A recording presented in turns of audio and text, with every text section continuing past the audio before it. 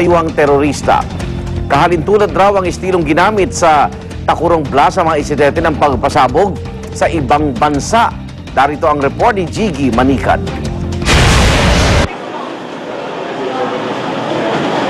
Isa-isang inihimay ng mga bomb expert mula sa Explosives and Ordnance Division ng Sultan Kudarat Provincial Police ang mga ebidensyang nakuha sa blast site. Ang mga piyesa at bahagi ng sumabog na Kia Avelia hiniwalay sa mga ininalang fragment ng bomba. Ayon sa PNP, posibleng sinanay ng isang dayuhang terorista ang bomb maker na nag-set up ng car bomb na madalas gamitin pampasabog sa ibang bansa tulad sa Middle East. Ganon nga rin yung aking idea na itong gumawa nito is nakapag-training. Hindi dito sa local, kundi baka abroad pa. Pinaghahanap na rin ang bumili ng kotseng ginawang car bomb na nagpakilalang si J.R. Reyes. Ginawa na rin siya ng computer-generated image. Inilarawan siyang may katabaan, nasa 5'5 hanggang 5'7 ang taas at kayumanggi. Suspect ng turing sa kanya, pero posible raw na matapos ang bili ng kotse ay ipinasa ito sa bayarang bomb maker na ipinamaneho sa ibang tao para maiparada sa daraanan ng convoy. Nagkandak kami ng background investigation at wala kaming narinig na may threat sa kanya. At ang common denominator na naririnig namin is napakabait ni Provincial Board Member Rosman Sinswat Senior para maging target nitong carbab na ito. Kung i-analyze mo rin base sa ating standard operating procedure sa BIP protection, kapag nag-travel ka ng convoy, yung BIP nasa gitna. At bihira na yung BIP nasa unahan or nasa hulihan, nasa gitna. Saan sumabog? Sa gitna eh. So, coincidental lang siguro na nasa gitna yung sasakyan ni Provincial Board Member, kaya siya yung tinamaan. Base rin sa mga dokumentong nakuha ng pulisya, lumalabas sa maaaring Hulyo pa raw plinano ang pambobomba. Hulyo kasi una nagbigay ng down payment ang suspect sa taxi company na original na may-ari na pinasabog na Kia. August 4 siya huli nagbayad at August 15 naganap ang pambobomba. Ayon kay DILG Secretary Jesse Robredo, iniimbestiga na ang lahat ng posibleng anggulo at motibo. Pero may mga tukoy na silang posible manong nasa likod ng krimen. Two things. One is that we are not just investigating the obvious motives and the obvious suspect. In as much as based on the information that we've gathered, there are other possible groups who might be. Para sa unang balita, Jiggy Manikad reporting. 1,605 ang pumasa sa 2011 Physician Licensure Examination na ibinigay ng Board of Medicine nitong Agosto. 2,131 ang kabuang bilang na kumuha ng exam. Nag-top 1 si Mark Agustin Onglao ng UP Manila na nagtala ng 88.42 na rating. Pumangalawa naman si Mary Rose Mabalyo ng pamantasan ng lungsod ng Maynila, habang pangatlo sina Charlene Marie Lolao ng University of Santo Tomas at Eugene Odonio ng UP Manila. 6 pang taga-UP Manila, 2 taga-UST at 1 taga-FEU ang pasok sa top 10. Kapwa nagtala naman ng 100% passing rate ang UP Manila at Cebu Institute of Medicine. Sa September 11, nakatakdang ganapin ang kanilang oath-taking ceremony sa PICC.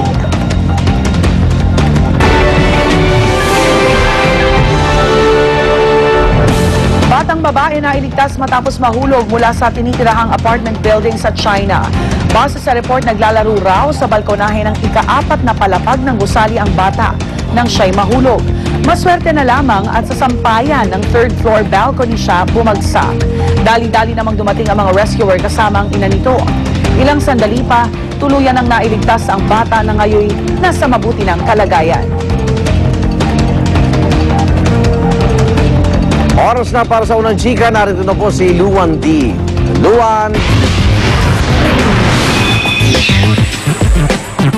Salamat, Igan. Isang maswerteng Pilipina na loyal fan ni Paris Hilton naka-meet and greet ang kanilang idolo. Nagpalitan pa ng regalo ang hotel heiress at ang masugid niyang tagahanga. Narito ang unang chika ni Nelson Canlas. An incredible couple and So amazing. Kasunod ng Oh, my pakikipag-dinner ni Paris Hilton kasama ang mag-asawang Manny at Chinky Pacquiao at iba pang personalidad tulad ni Ilocos Sur Governor Chavit Singson at Dr. Vicky Bello, isang espesyal na Pilipina fan naman ang personal niyang pinasalamatan. Siya si Isha Dino na napaluha dahil sa sobrang saya lalo na't ilang beses nahalikan at nayakap si Paris. Sa dami ng fans si Paris, siya ang napili nitong maka-meet and greet. Alam mo yun, yung parang nakita ko na yung person na ina-admire ko for 10 years. Kaya naman naghanda ng espesyal na regalo si Isha, Philippine-made picture frame at barot saya. Pero laking tuwa niya nang malamang ipinaghanda rin siya ng regalo ng idolo. Bag na mula mismo sa designer bag collection ni Paris. Siyempre naman, hindi ko naman alam na ito ibibigay sa akin. Parang medyo gusto ko pang umiyak nung nakita ko to eh. At hindi lang ito, may personal pa raw na regalo si Paris na hindi na ipinaalam sa media. Para sa unang balita, Nelson Canlas reporting. Relasyon ni na Maxine Magalona at ang kanyang non-showbiz boyfriend, mauuwi na nga ba sa kasalan? Yan ang chikang ihatid ko sa inyo later, so stay tuned. At ang irit namin mamaya, 5 ininalang tulak ng droga, arestado sa bypass operation sa Quiapo, Maynila. Sa Tayuman, Maynila naman, halos 100 endangered species na balak sanang ibenta, kumpiskado, mga dealer, arestado. Abangan nga natin iba pa sa unang balita mamaya.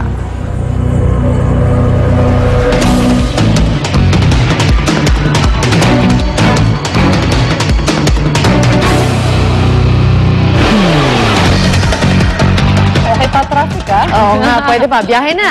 Kaya huwag po natin kalimutan mga kapuso, kahit sino pwedeng maging biktima ng dengue at ang simpleng kagatalamok, maaaring ikamatay ni naman. Totoo yan. Kaya alang-alang sa ating mga chikiting yaya, pakilagyan, ha?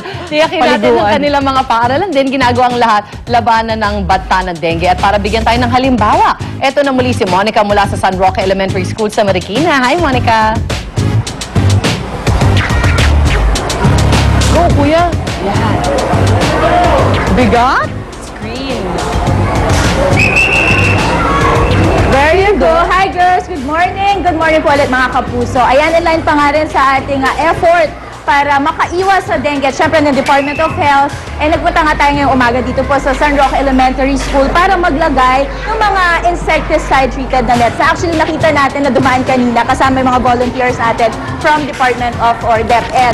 Actually, yung mga nets na yan, mga kapuso, nilalagay nila yan dun sa mga butas sa mga classrooms tulad nito sa bintana and of course, sa mga pinto or anything na pwedeng pasukan ng mga mosquitoes with dengue nga. And syempre, para alamin pa natin talaga kung ano nga bang meron sa mga nets na ito at talaga nakakapag-repel ng mga lamok with dengue. Kasama natin ngayon ang principal mismo nitong San Roque Elementary School na si Ms. Janet Amura. Good morning po. Good morning. Arn, makinig ka dito ha para sure na hindi na itong dengue.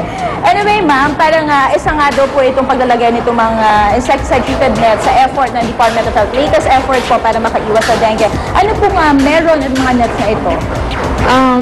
Una, gusto kong i-correct na hindi lang Department of Health ang may project dito. Kasama din ang Department of Education. Actually, yung lahat ng windows dito, ang nagpo-project ay Department of Education. Tapos lahat ng doors, yung net na gagamitin, galing naman sa Department of Health through our So, joint effort po ito talaga. Joint effort. Now, ma'am, ano po yung meron talaga itong mga nets na to at talaga nakapag-repel siya ng mga dengue carrying mosquitoes? Nag-research kasi ako na sinabi niyo pupunta kayo dito. Alright. Pero I found out na itong mga nets na to is a special kind of net wherein in between the fibers o yung mga hibla niya, naka-embed yung insecticide na ginamit. Alright. Permethrin yung tawag nila doon eh. Doon sa insecticide po. Okay. Tapos, matibay siya. Ito originally, ang purpose niya, sa Africa siya nag-start eh. Ang purpose niya, para to prevent malaria. Okay, yun yung original purpose yung nilagay natin. At kulang po talaga siya. Kulang po. Ngayon, nung nauso dito yung dengue, nakita siguro ng mga experts natin na this can also be used para i-prevent naman yung pagkalat ng dengue. Dengue. Ano po exactly yung ginagawa nitong mga nilagay natin na chemicals sa mga nets natin? Nakakapag-repel ba siya? Or at the same time, nakakapatay rin po ba ito ng mga lamok? Oo naman. Actually, tatlo daw yung actions nito. Repellent. So, Repellent. pag kami napunta, natabing lamok dyan or i-repel po niya. ito. Or pag direct contact siya, Dumapo po yung lamok? Okay. pwede siyang mamatay o pwedeng makapatay ng lamok. Gano'n po kabilis? Like pag dumapo po ba, instant? Kapipita natin. Hindi ko naman nakita. I mean, hindi pa na-test. Ako hindi ko tested yan kasi beneficiary But lang it's naman. proven po, Oo, according to nakakapatay din research, siya. gano'n naman. Okay. Tapos yung pangatlo naman, May tatanong lang ako. Ano po dapat gawin para mapanatili ang visa nitong net na tumawag? wala naman. Ang sabi lang sa amin, just keep it clean. Pupunasan lang siya ng kahit ito yung damit or papagpagan para maalis yung dust. Alright. Pwede na yun. Pwede na. Okay Tapos gaano po katagal, ma'am, ang effect nito? Nitong mga nets ilalagay natin? Sabi sa DOH, mga 5 years daw.